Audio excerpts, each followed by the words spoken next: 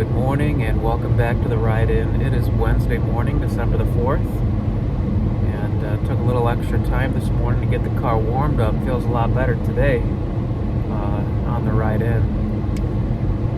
I was reading in the Bible again this morning, and in the book of Acts I came to chapter 27 there, where Paul was in the midst of a great storm on the sea, and there was much concern with the crew, and they weren't sure if they were going to make it, if they were going to survive.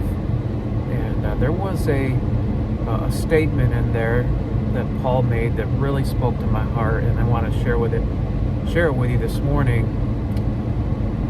Bible says, or Paul says in the account, that the angel of the Lord had come to him and had stood by him in the night. And he makes this statement after he says the angel of the Lord, and who I believe is talking about not an angel, but the angel of the Lord, I believe, God himself, because of the statement that he makes, which is whose I am and whom I serve. That really spoke to my heart.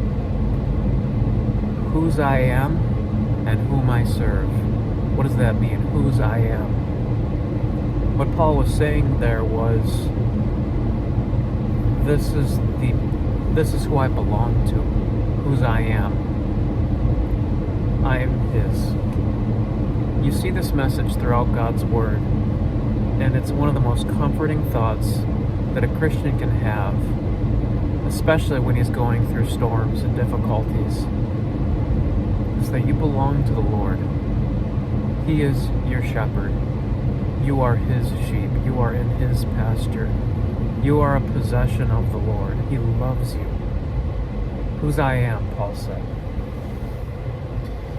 Christian, you cannot determine what the circumstances are going to be. You can only determine your mindset in those circumstances. And it may or may not be difficult. It certainly has the potential to feel overwhelming. But you've got to keep in mind that you belong to God. And that's what Paul said. I belong to him. Whatever happens out here on this ship, I belong to him. And I'm always going to belong to him. And whatever happens, I'm going to be with him, either in this life or the next. Somehow you've got to find a way to be okay with that. He says, and whom I serve. See, this is the person I'm serving. And whatever represents the storms or the trials, the tribulations in your life, you are not subservient to them. Paul was not a servant to the storm.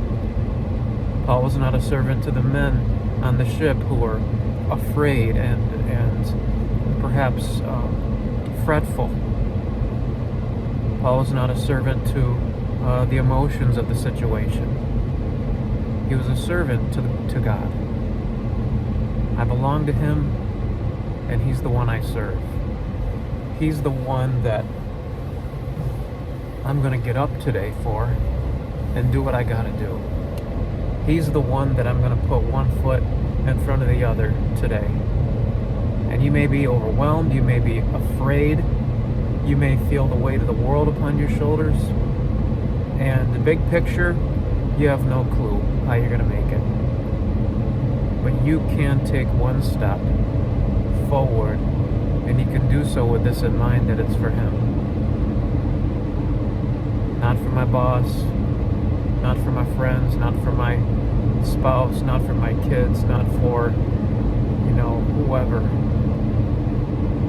but for him, the one who's never failed me, the one who's always been true to his word, the one who's with me, the one who claims me, the one who is not ashamed to be called my God.